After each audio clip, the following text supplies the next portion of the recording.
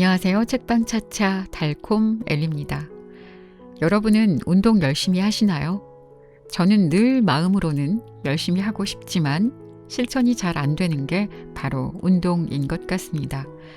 새해가 되면 꼭 올해만큼은 반드시 운동을 꼭 열심히 해보자 라고 다짐을 하곤 하지만 작심삼일로 그치기 일쑤죠. 오늘은 책으로 운동을 좀 배워볼까 합니다. 운동을 배운다라기보다 운동을 하고 싶은 마음을 키워줄 법한 그런 책을 한 권 들고 왔습니다. 좀 더 단단한 내가 될래 라는 책인데요. 운동선수가 쓴 책이 아닙니다. 저자인 전슬기 작가는 회사원이고요. 회사 생활에 힘들고 삶이 지쳐갈 때 크로스핏을 시작했다고 해요. 운동이라고는 일도 모르던 작가가 운동의 매력을 느끼게 되고 삶이 조금씩 변화하게 되면서 마라톤 풀코스까지 뛰게 되었다고 하니까 관심을 가져볼 법하죠. 운동을 꾸준히 열심히 하는 사람들을 저는 존경합니다. 운동을 열심히 하는 사람은 자기 관리를 잘 하는 사람이고 귀찮아서 힘들어서 한 번쯤 건너뛰자라는 악마의 유혹에도 넘어가지 않는 성실한 사람이니까요. 세상에는 참 다양한 취미가 있죠. 꼭 운동뿐 아니라 내가 미친 듯이 집중해서 열정적으로 도전하고 싶은 취미를 가진다라는 거, 이거 참 중요한 일인 것 같습니다. 운동처럼 취미 생활도 되고 건강에도 좋고 이렇게 여러 가지 이점을 가진 거라면 더할 나위 없겠죠. 그런 게 뭐가 있으려나요? 저는 작년부터 하는 취미 생활이 하나 있긴 한데요. 뜨개질을 종종 하거든요. 그냥 실이랑 도구를 사서 유튜브를 보면서 따라하는 정도고요. 뭐 잘하거나 그렇진 않습니다. 근데 이게 또 잡생각 없이 집중하기에는 딱이더라고요. 문제는 너무 한 자세로 앉아서 하다 보니까 시간은 잘 가는데 몸이 여기저기 쑤십니다. 사실 저는 몸 쓰는 거 그런 걸 별로 해보진 않았지만 기회가 되면 해보고 싶긴 해요. 클라이밍, 암벽 등반하는 그런 거요. TV로만 봤었는데 왠지 모르게 그냥 제가 하면 잘할 것 같다라는 생각이 들거든요. 한번 도전해보고 싶다는 생각은 늘 해왔는데 실천할 수 있을지는 모르겠습니다. 이야기가 좀 샛길로 샜죠. 일상에서의 이야기와 운동에 대한 이야기가 적절히 섞여서 왠지 나도 운동 한번 해봐? 이런 마음이 불쑥 들게 하는 책. 좀 더 단단한 내가 될래. 지금부터 시작해볼까요?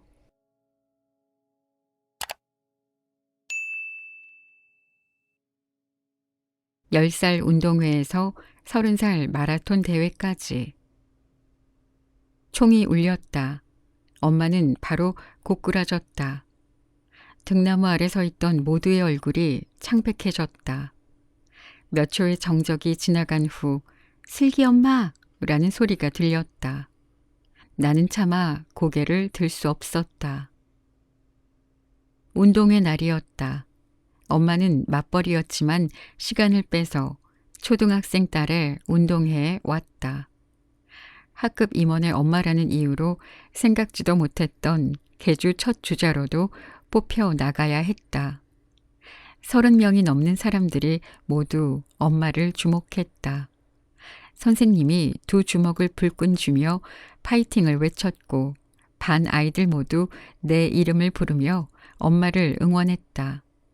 그땐 마치 우리 엄마가 슈퍼 히어로가 된 것 같았다. 슬기 너네 엄마가 달리는 거야? 옆 친구 질문에 응 힘차게 대답하며 고개를 꼿꼿하게 든 것도 그 때문이었다. 이런 나와는 달리 엄마는 몇 번이고 스타트를 알리는 총구를 봤다가 발밑을 내려다 봤다가 긴장한 기색을 감추지 못했다. 운동화 끈을 자주 묶었다 풀었다 하는 엄마. 그런 엄마를 응원하는 함성 소리가 운동장 가득 울려 퍼지고 있었다. 탕! 총소리가 울리고 출발선 바로 앞에서 엄마가 넘어졌다. 그 순간 모든 건 끝이 났다. 마치 타노스의 손가락 한 번에 사람들이 온데간데 없이 사라져 버리듯 주변의 모든 게 고요해졌다. 출발선 바로 앞에서 주저앉은 엄마에게 사람들은 냉랭하기 그지없었다. 어이없다는 표정과 함께 어딘가 일그러진 입모양들을 보면서 나는 손톱을 물어뜯을 수밖에 없었다. 선생님은 허 하고 한숨을 쉬며 혀를 찾고 옆 친구는 울상이 된 채 나를 째려보았다. 저쪽 레인에 서 있는 두 번째 주자 아주머니가 머리카락을 쥐며 발을 동동 굴리는 게 보였다. 엄마도 그쪽을 보고 있었다. 그러나 도통 일어날 생각을 하지 못했다. 일제히 출발했던 다른 팀 주자들이 두 번째 주자에게 바통을 넘겨줄 때쯤 내 옆에 서 있던 학부형이 말했다. 슬기 엄마, 달려요! 엄마가 등나무 쪽을 바라보자 나를 둘러싼 주변 사람들이 일제히 눈을 피했다. 죄 지은 것처럼 고개를 푹 숙인 엄마. 얼마 후 앞을 보더니 그대로 운동장을 내달리기 시작했다. 기억하건대 그건 달리기도 경보도 아니었다. 그냥 조금 빠른 걷기였다. 넘어질 때의 파란만장한 동작과는 다르게 엄마의 뜀박질은 참으로 평온했다. 초가을 태양이 너무 뜨거워서인 건지 아니면 예상 못했던 경기 상황 때문인 건지 내 양볼은 빨갛게 불타올랐다. 그날 계주가 끝나고 등나무 아래 벤치에 앉아 도시락 찬압을 혼자 까서 먹었다. 계주 주자로 나섰던 엄마들이 돌아와 숨을 골랐고 친구들은 달려갔다.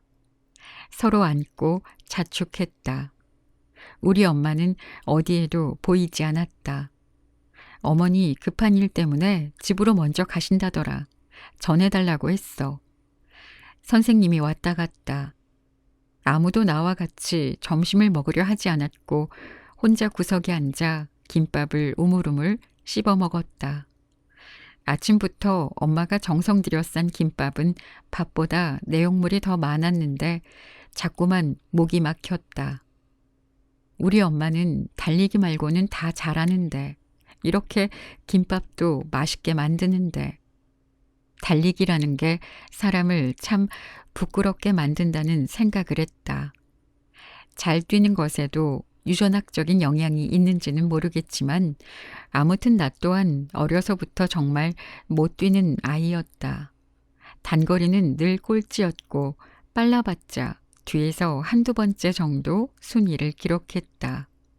엄마처럼 출발선상에서 넘어진 적은 없지만 안 넘어지더라도 1, 2, 3등은 영 남의 나라 이야기였다.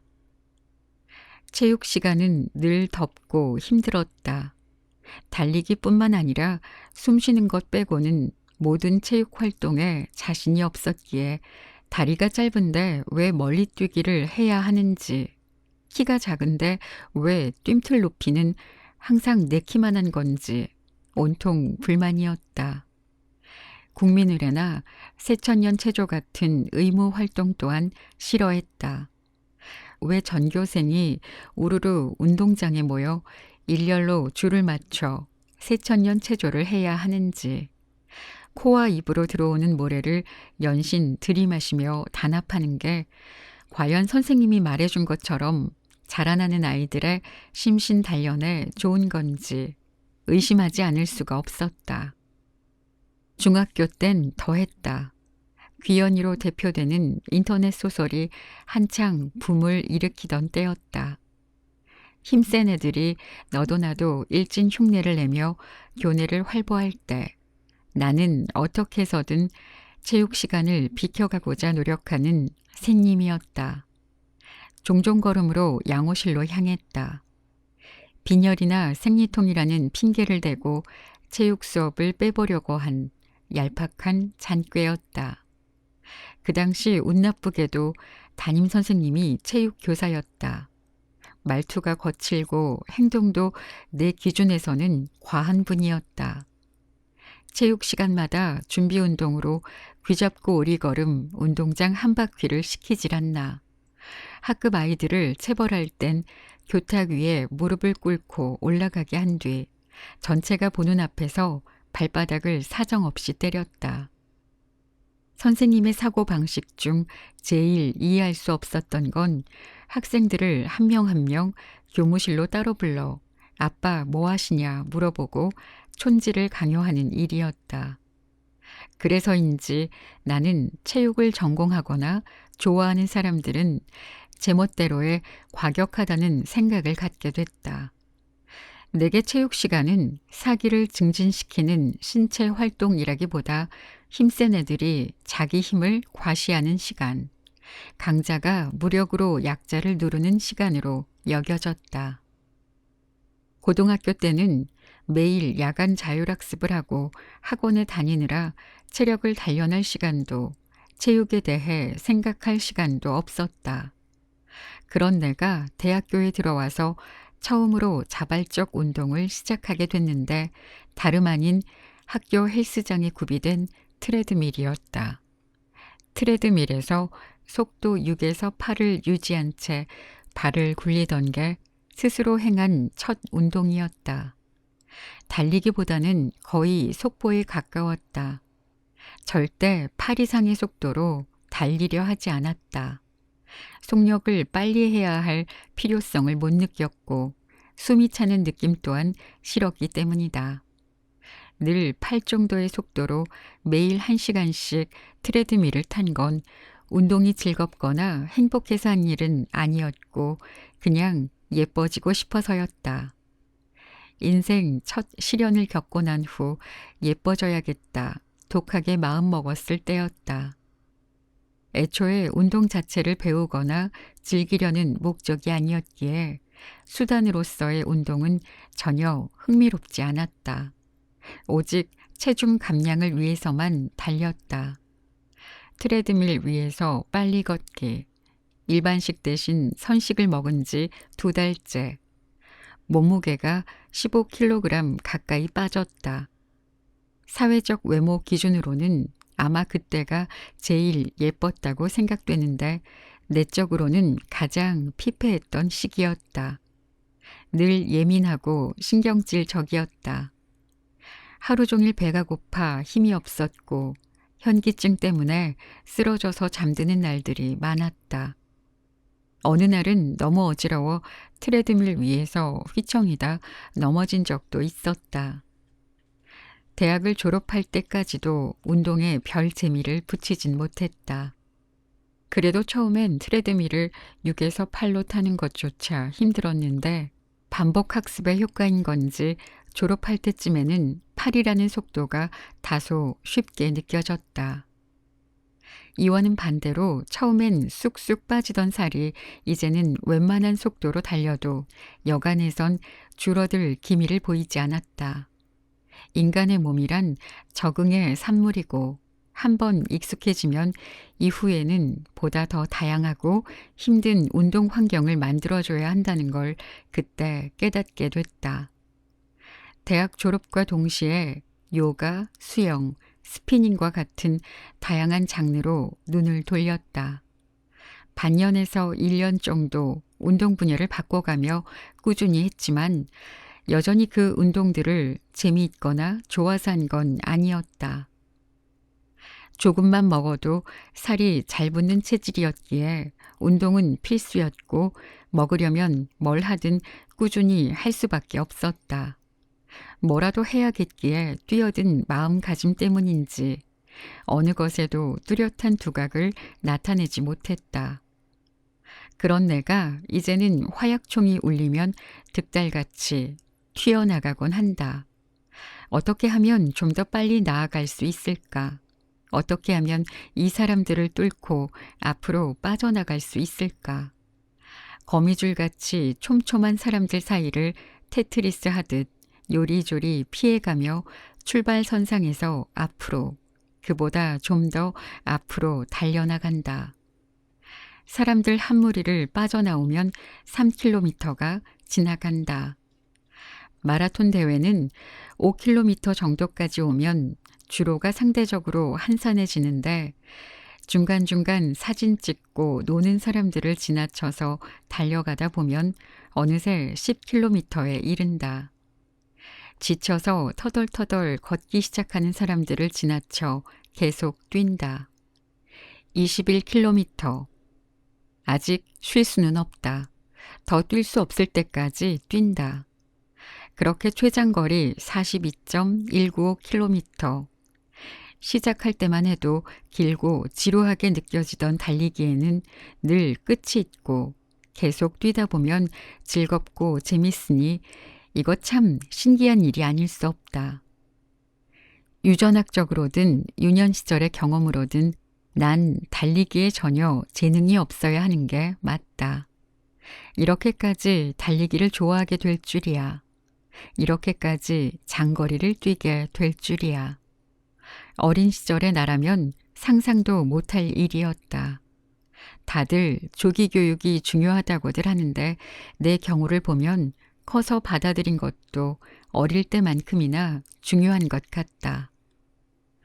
30 즈음에 달리기를 시작했고 1년이 조금 넘는 시간 동안 총 1000km를 달렸다. 크고 작은 마라톤 대회 완주 메달은 어느새 20개가 넘었고 이제 10km 정도는 비교적 여유 있게 조깅할 수 있는 수준이 됐다. 이건 절대 10살의 부끄러움이 만들어낸 결과물이 아니었다. 기억 속 초등학교 운동회는 달리기를 더 어렵게 만들었으면 모를까. 동기부여는 전혀 되지 않았으니까. 학창 시절 달리기는 늘 꼴찌였고 운동에 좀채 재미를 못 붙이던 샌님이 어떻게 이렇게 열심히 달리게 됐지? 무엇이 날 계속 달리게 하는 거지? 앞으로 나올 글들은 순수하게 그 질문에 대한 응답에서 비롯된 이야기일 것이다. 그리 오래 달리지는 않았지만 달리기를 하면서 많이 배웠고 지금도 배우고 있다. 그리고 달리기를 계속 해내는 데는 타고나거나 천부적인 재능이 필요 없다는 사실을 매 순간 깨닫고 있다. 아무렴 나이 30에도 이렇게 잘 달리고 있지 않은가. 어쩌면 30살 인생에서 10살 운동회가 기억에 오래 남듯이 100세 인생에서도 30살의 달리기는 오래도록 기억되지 않을까.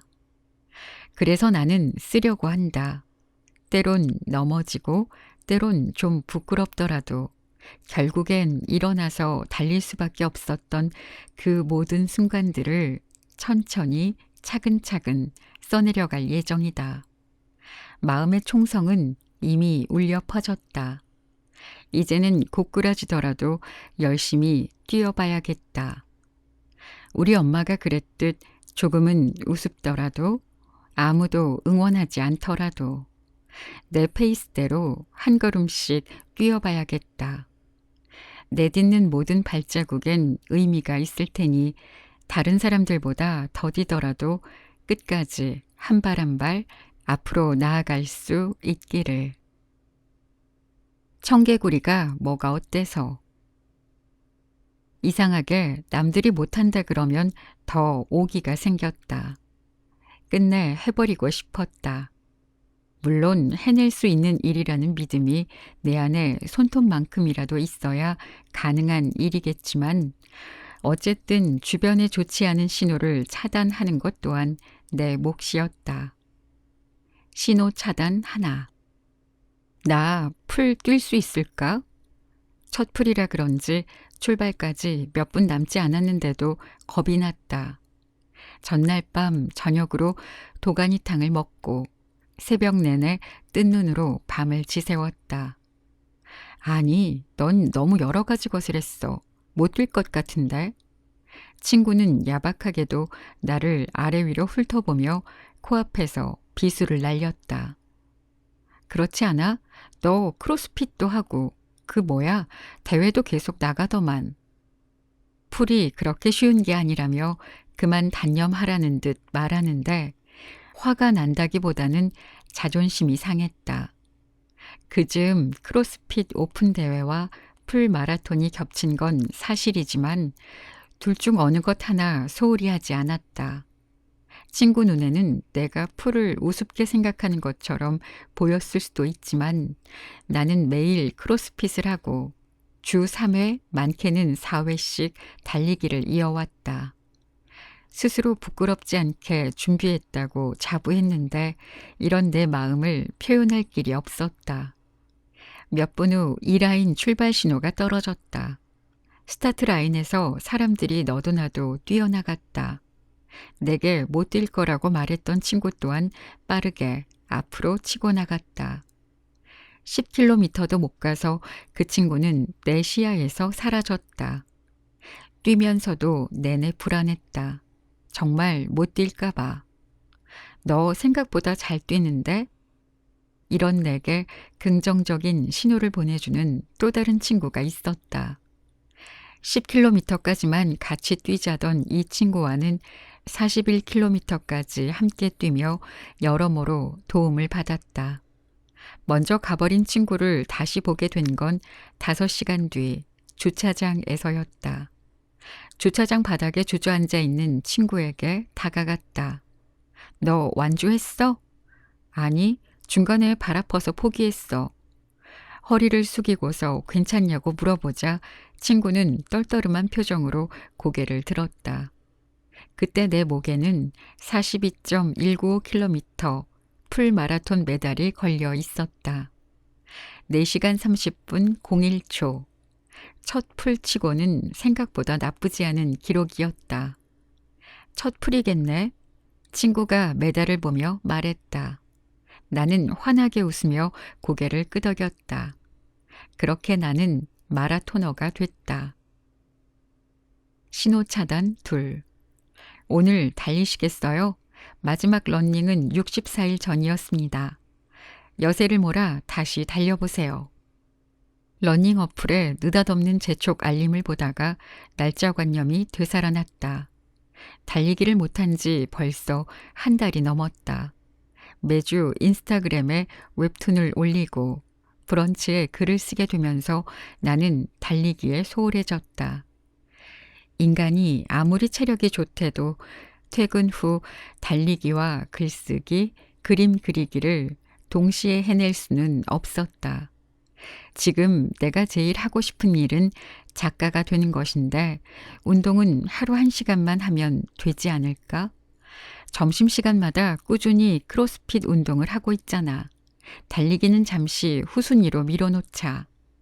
말하다 보니 답정너 같지만 이건 뭐가 좋냐 안 좋냐의 문제가 아니라 선택과 집중의 문제였다. 하나를 선택하면 반드시 하나를 포기해야 하는 게 인생이라면, 책을 쓰려고 마음먹었다면 달리기는 잠시 장외로 내보내야 했다. 직장인인 내겐 퇴근 이후의 시간이 가장 효용 가치가 컸다. 게다가 달리기는 시간을 가장 많이 보내야 하는 취미 활동이기도 했다. 창작에 집중하다 보니 거의 매일 저녁 만났던 러너 친구들과의 만남 또한 자연스럽게 뜸해졌다. 어쩌다 한 번씩 친구들과 약속을 잡으면 어김없이 쓴소리도 듣게 됐다. 넌 너무 이상적이야. 나도 책 내고 싶었지. 누군들 작가 되고 싶지 않겠니? 현실적으로 그러기가 어렵다는 거지. 그러니까 아부하기 싫어도 직장에서 머리 숙이고 들어가는 거야. 주먹고기를 앞에 두고 두 주먹을 불끈 쥐게 만드는 건 이치에 벗어나는 일이었다. 친구는 집에 가겠다는데 기어코 고깃집에 끌고 와서는 눈앞에서 밥맛 떨어지는 소리를 했다. 그것도 내가 싫어하는 회사 내 수직 문화에 대해 거론하면서 나는 이제 그냥 직장 안이 아니라 회사 바깥에서 내 꿈을 찾겠다고 말했다. 네가 여자라서 그럴 수도 있겠지만 남자는 말이야. 그렇게 쉽게 때려치운다 말 못한다. 우리 매형만 봐도 그래. 누나 일 그만두고 매형이 얼마나 고생했는데. 책임져야 하잖아. 그러니까 더러워도 주임님한테 싹싹 빌고 그러는 거야. 누나만 위로 넷이 있는 친구였다. 일하기 싫다고 회사를 그만둔 작은 누나 행동에 책임감이 없다며 갑자기 남녀의 사회적 지위를 안주처럼 꺼내놓았다. 속을 긁다 못해 거기다 굵은 소금을 팍팍 뿌려대는 꼴이었다. 찬물을 홀짝홀짝 들이켰다. 이럴 때일수록 냉정해져야 했다. 난 네 말만 들어서는 잘 모르겠지만 일을 그만둘 정도면 어떤 사정이 있었을 것 같은데 육아 문제든 사내 정치든 그리고 말이야 네 말처럼 여자는 임원 될 확률이 거의 없거든. 그 회사 평생 다닐 수 있을 것 같아? 네 논리대로 얘기하자면 여자가 그래. 이직할 땐 결혼 정년기라 어렵고 육아휴직 후에 돌아오면 자리 없을까봐 불안해하고 회사 중역들은 죄다 남자고 여자가 그래. 친구는 옳다구나 싶었는지 이죽거리며 말을 이었다. 그래, 그러니까 더 열심히 다녀야지. 나도 그만두고 싶다니까. 그래도 할 수 있을 때까진 그냥 다니는 거야. 누군 꿈이 없는 줄 알아? 네가 작가 되고 싶듯이 나도 파일럿 되려고 미국 유학 알아보는 중이야. 점점 격해지는 대화 속에서 나는 옆자리에 앉아있던 친구의 여자친구가 불쑥 물었다. 둘은 러너 커플이었다. 당연히 같이 가야지. 같이 갈 거지? 술에 물 탄 듯, 물에 술 탄 듯 쉽게 말하는 친구를 보며 더 이상은 이야기를 이어가고 싶지 않았다.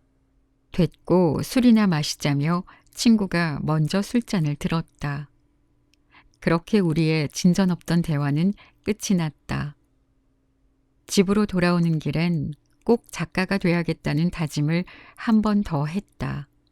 말도 안 되는 것처럼 보이는 것도 꾸준히 하다 보면 할 수 있다는 걸, 계속하면 뭐라도 된다는 걸 직접 보여주고 싶었다.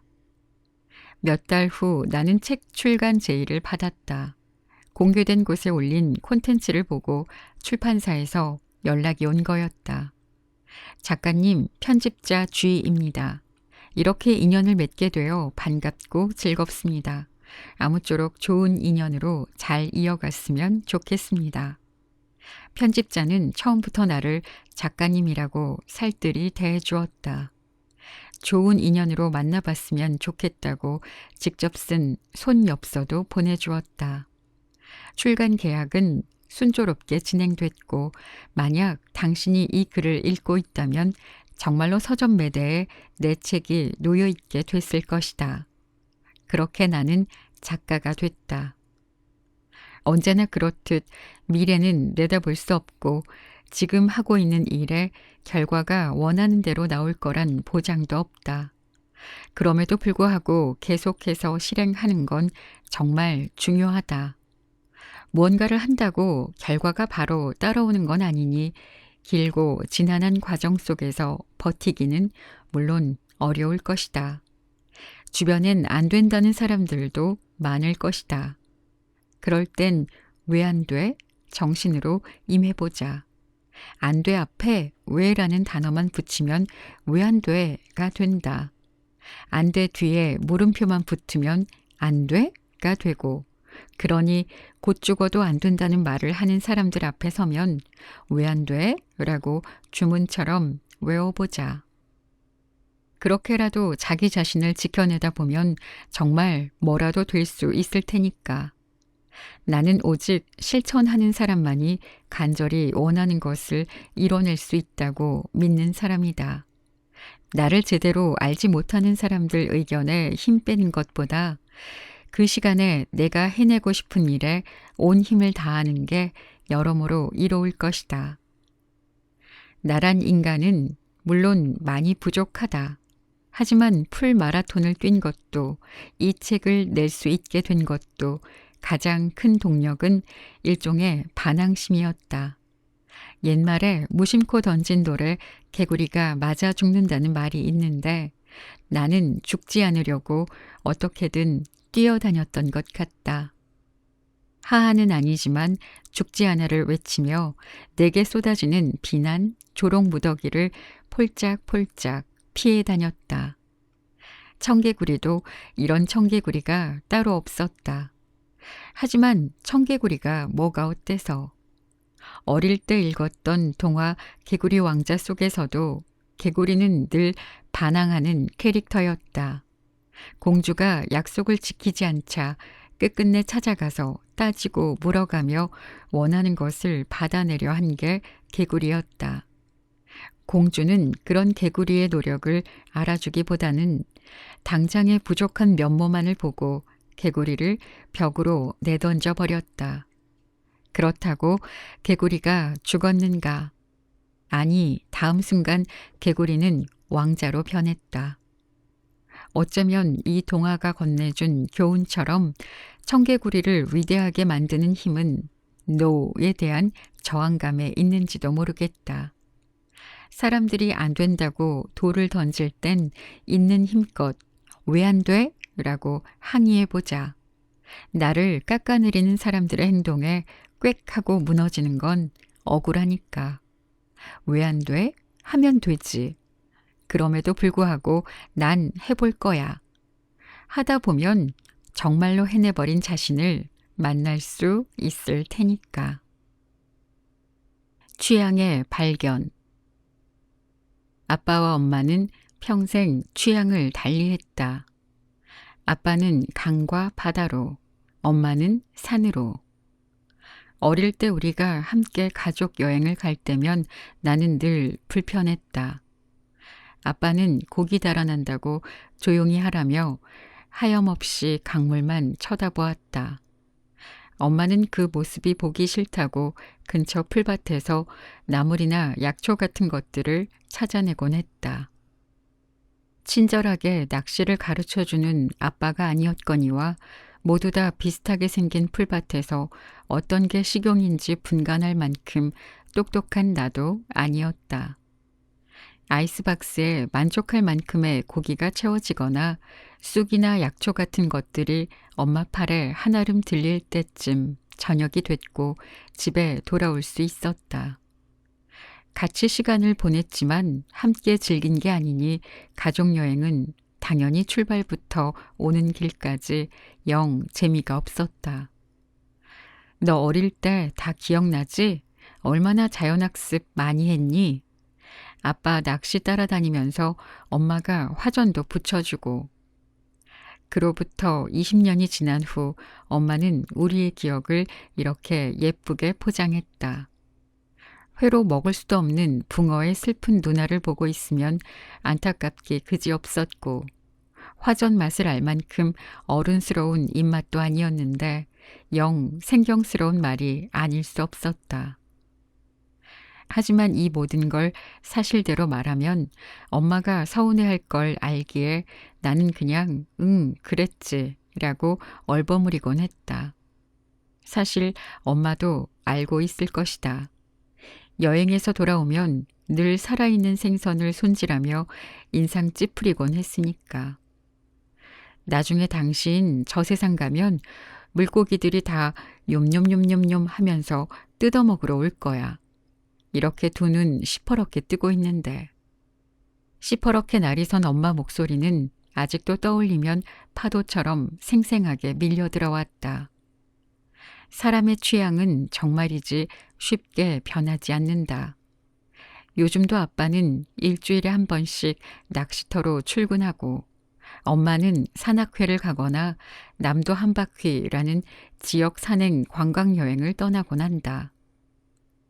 다행인 건 이제 두 분은 완전히 따로따로 다닌다는 거였다. 예전에는 자식이 함께 있어 그런지 몰라도 가족 여행이라는 타이틀을 붙여 어떻게든 함께 하려고만 했다. 이제 다 늙었는데 각자 사는 거지. 포기하면 편하더라. 유선상으로 듣는 엄마 목소리는 딱히 슬프지도 않았고 화나 보이지도 않았다. 파도가 결국에는 바다의 일인 것처럼 지금껏 무용한 것들에 괜한 힘을 써왔다는 듯 썰물처럼 깨끗이 비워낸 목소리였다. 그럼 나는 세월이 참 많이 흘렀구나. 현재를 돌아보게 되고 한편으로는 서로 다른 사람 둘이 만나 함께 살려면 취향이 참 중요하구나 생각하게 됐다. 난 가급적이면 내가 좋아하는 것을 좋아하는 사람을 만나야지. 남녀 관계를 떠나서라도 내 주변 모든 관계에서 이왕이면 좋아하는 것을 함께 좋아할 수 있는 사람을 곁에 두면 좋겠다고 스스로에게 다짐해 보는 것이었다. 그래도 네가 보기에도 좀 너무하지 않니? 네 아빠 오늘도 낚시 갔어. 다시 밀물이 들어올 시간이었다. 삶에서 시시때때로 찾아오는 외로움을 달래려면 아무래도 취향 맞는 사람을 찾는 편이 좀 더 이롭겠다고 또 한 번 생각하는 순간이었다. 지금보다 어릴 때는 내가 좋아하는 것이 무엇인지 정확히 알지 못했다. 줄곧 남들이 좋다는 것에 이끌려서 살아왔다. 유행하는 옷, 남들이 좋아할 만한 외모, 예쁘다는 몸, 어디 가서 말하면 부끄럽지 않을 직장. 그런 것들은 사실 이제는 연락 끊긴 친구들처럼 내게서 오래 머물지 않고 지나가 버리는 것들이었는데 꽤 오래도록 질질 끌려다녔다. 나이가 30 줄이 다 돼서야 나는 주변 정리를 하기 시작했는데 뭐가 좋고 싫은지 자주 생각하고 또 생각하길 반복했다. 스스로에게 내가 좋아하는 건 이거야. 반복해서 주입시키면서 좋아하는 것들에 충실하고자 노력했다. 흘러온 시간들에 뜰채를 담가 꼭 가져가야 될 것들만 건져내고 보니 그 안에는 신기하게도 크로스핏이 있었다.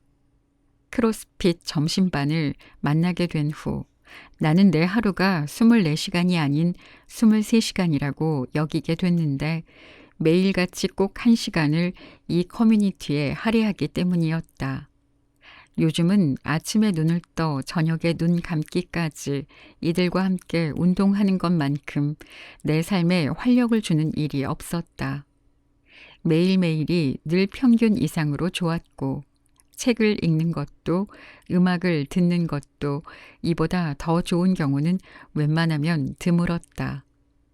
크로스핏이라는 운동 안에서도 굳이 평일 점심반을 고집하는 이유가 바로 여기에 있었다. 신혼집 가구 고르듯 까다롭게 고른 이 교집합은 내가 원하던 이상적 취향 공동체에 딱 맞아 떨어졌다. 전 회원 중에 가장 운동 잘하는데 겸손하기까지 한 A 오빠. 최고의 심판이자 든든한 지원군인 B 오빠. 자기 기록을 기준점으로 삼으라며 늘 도전 정신을 불러일으키는 C 오빠. 친구같이 편하게 대해주는 D 언니.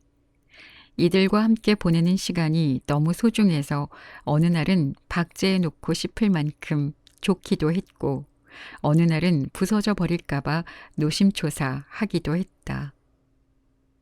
짧은 시간에 고효율로 운동할 수 있는 크로스핏은 현대사회에 잘 맞는 운동이 틀림없었다. 그런데 단지 이 운동 자체가 좋고 나쁨을 떠나서 좋은 사람들과 함께하기 때문에 좋은 것인지 크로스핏이란 커뮤니티 운동 자체가 좋은 것인지 언제부터인가 헷갈렸다. 가슴에 손을 얹고 생각해보자. 점심반이 아니었다면 내 인생의 우선순위에서 크로스핏은 없었을지도 모른다.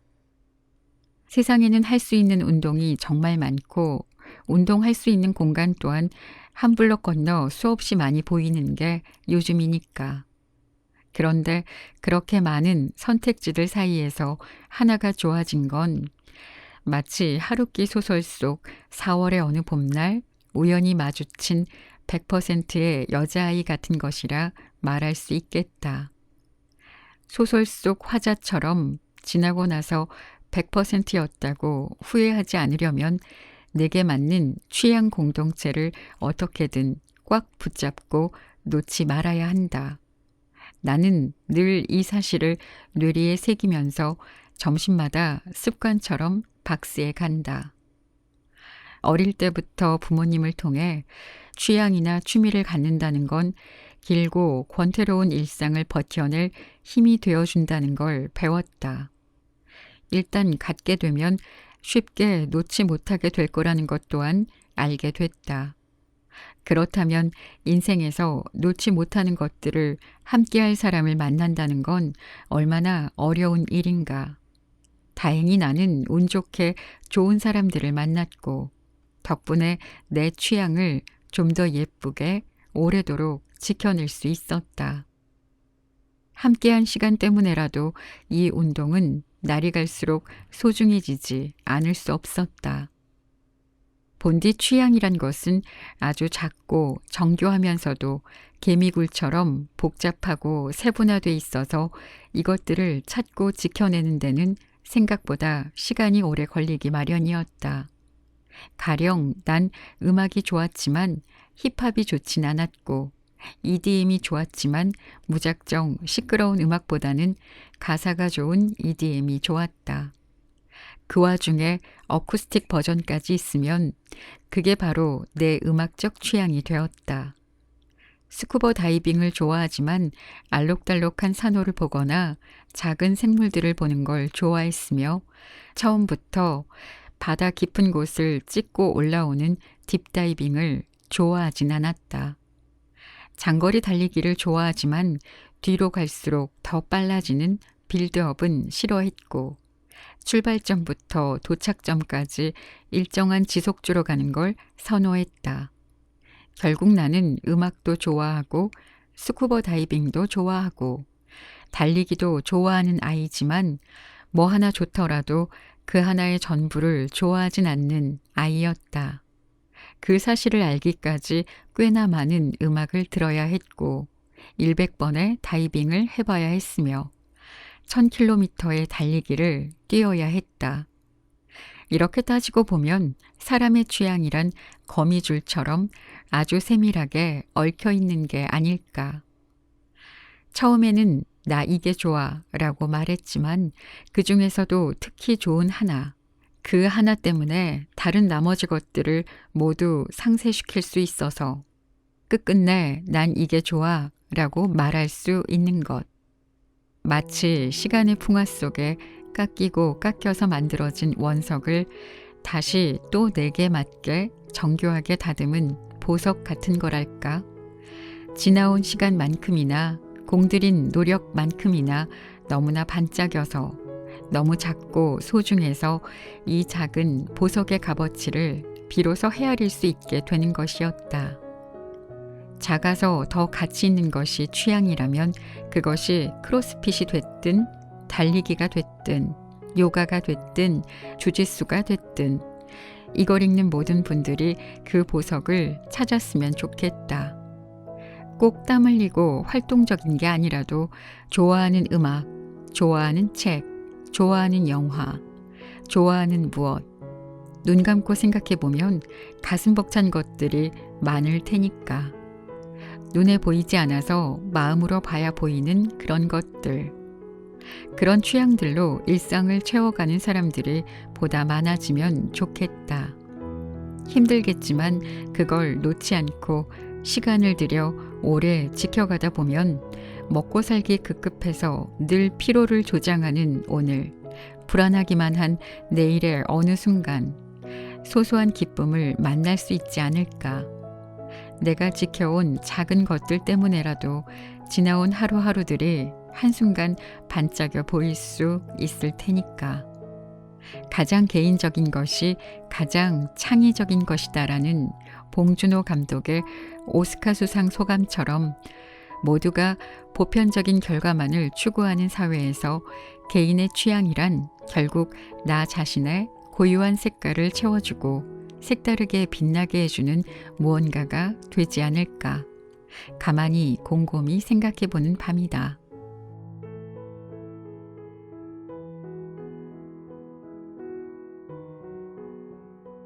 오늘 총 3개의 에피소드를 소개했는데요. 그 중에서 마지막에 소개한 취향의 발견을 읽으면서 얼마나 웃었는지 모릅니다. 사람 사는 거 참 비슷하구나 싶어서요. 꼭 우리 집 이야기를 하는 것 같고 우리 아빠 엄마를 보는 것 같아서 말이죠. 모르던 바는 아니지만 이 책을 읽으면서 다시 한번 취향 비슷한 사람과 만나야 더 행복하겠다 싶었습니다. 남녀 관계뿐 아니라 주위의 친구나 동료들까지 말이죠. 비슷한 관심사를 가진 사람과 나누는 대화는 별 공통점 없는 사람과 나누는 시덥지 않은 잡담과는 차원이 다르죠. 나와 비슷한 취향을 가진 사람, 비슷한 취미 생활을 하는 사람들이 곁에 있으면 왠지 더 나은 내가 될 수 있을 것 같다라는 생각도 듭니다.